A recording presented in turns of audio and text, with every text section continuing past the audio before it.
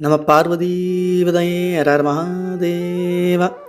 ஞானமே வடிவாகிய ஞானமானராச பெருமான் திருவருளையும் சித்தாந்த சைவத்தின் ஆதிபரமாச்சாரியார் ஸ்ரீ மெய்கண்ட தேசிக உத்தமருடைய குருவர்களையும் திருக்கைலாய பரம்பரை மெய்கண்ட சந்தானம் திருவாவடுதுறையாதீனம் ஸ்ரீ 24வது குருமகா சன்னிதானம் அவருடைய குருவர்களையும் அடியேன் முதற்கண் முக்கரணங்களால் வணங்குகிறேன்.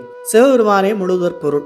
அவர் நாமெல்லாம் நல்லகதி அடையணுங்கிறதுக்காக படைத்தல், காத்தல், அழித்தல், மறைத்தல், அருளல்னு ஐந்தொழிலை பண்றாருங்கிறது நம்ம எல்லாருக்கும் தெரியும். போன பதிவுல முருகப்பெருமானும் ஐந்தொழில் பண்றாருன்னு பார்த்தோம். அது எப்படி சரிப்பட்டு வராது? இப்படி ஆளாளுக்கு ஐந்தொழில் பண்றேன்னு கிளம்பிட்டா குழப்பம் ஏற்படாதான்னு நமக்கு தோணும். முதல்ல முருகன் யாருன்னு பார்ப்போம். சூரபத்மனின் கொடுமையை தாங்க முடியாத தேவர்கள்லாம் சிவபெருமான்கிட்ட போய் உன்னை போலவே ஒருத்தரை உருவாக்கி தரணும்னு வேண்டினாங்களாம். அதை கேட்ட சிவபெருமான் தன்னுடைய சத்யோஜாதம், வாமதேவம், அகோரம், தத்புருஷம், ஈசானம் என்னும் 5 முகங்களோடு அதோ முகத்தையும் கொண்டு அந்த 6 கண்கள், அதாவது நெற்றி கண்களிலிருந்து தீப்பொறியை உருவாக்கினாராம். அந்த 6 பொறிகளும் சரவண பொய்கையில் போய் விழ அது குழந்தையாகி அதை கார்த்திகை பெண்கள் எடுத்து வளர்க்கும் போது ஒரு நாள் உமாதேவியார் வந்து அந்த 6ஐயும் ஒன்றாக்கி சண்முக பெருமானாக நமக்கு அருளி செய்தார்னு கந்தபுராணம் முதலிய நூல்களில் நாம் பார்க்குறோம். இதில் முக்கியமாக நாம் கவனிக்க வேண்டியது என்னென்னா, எந்த கண்ணால்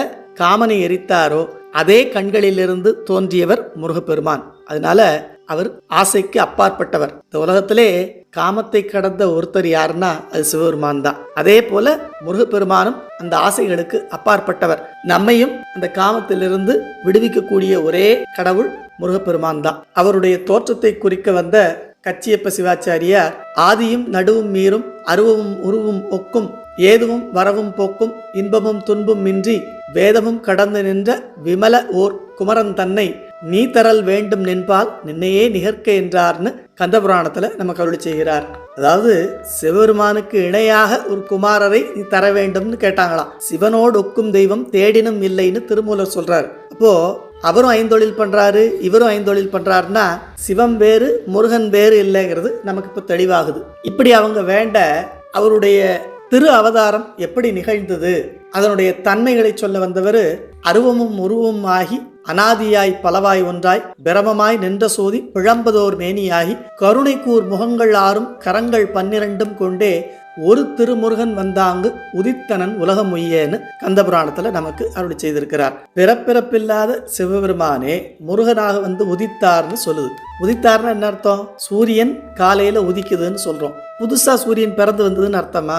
இல்ல, நம்ம கண்ணுக்கு இதுவரைக்கும் தெரியாம இருந்தது, இப்ப வெளிப்பட்டு தோன்றுதுன்னு அர்த்தம். அதே போலதான் முருகப்பெருமானும் இறைவன் நம் மீது கொண்ட கருணையின் காரணமாக கருணை கூர் முகங்கள் 6 கூர்னா மிகுதல்னு அர்த்தம். இப்படி உயிர்களின் மேல் நம்மேல கருணை அதிகமானதுனால அந்த நெருப்பு பொறிகளாக தோன்றி ஆறுமுகப் பெருமானாக குருவாக நம்ம எல்லாம் ஆட்கொள்றதுக்காக வந்தார்னு கருணை கூர் முகங்கள் 6 கரங்கள் 12 கொண்டே ஒரு திருமுருகன் வந்தாங் உதித்தனன் உலகமுய்யன்னு நமக்கு தெரிவிக்கிறார். சரி, சிவபெருமானுடைய பண்புகள் என்னன்னு பார்த்தோம்னா, சிவபெருமான் பிறப்பிறப்பில்லாதவர், நினைப்பு மறப்பு முதலிய நிலைகளுக்கு அப்பாற்பட்டவர், பிரம்மா விஷ்ணுக்களால் அறியப்படாதவர், இயல்பாகவே மலங்கள் இல்லாதவர்.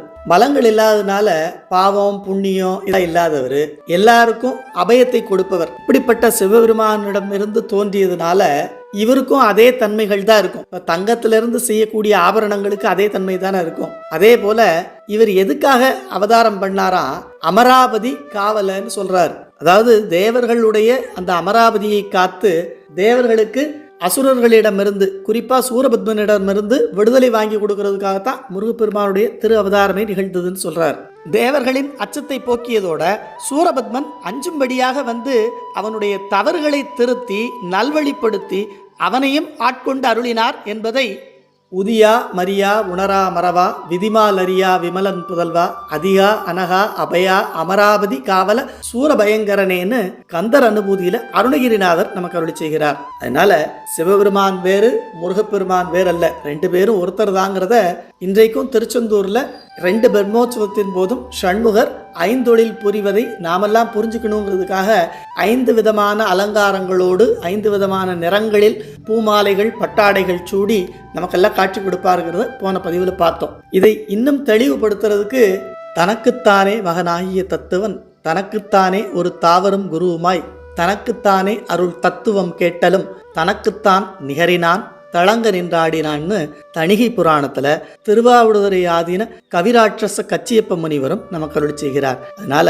சிவபெருமான் வேற முருகப்பெருமான் வேற இல்லை, ரெண்டு பேரும் ஒருத்தர் தான். அதிலும் குறிப்பாக நம்முடைய எல்லா துன்பங்களுக்கும் காரணமான இந்த பிறவிக்கு காரணமான நம்முடைய அறியாமையாகிய ஆணவ மலத்தை போக்குவதற்காக சூரபத்மன் என்பது ஆணவத்தின் வடிவம்.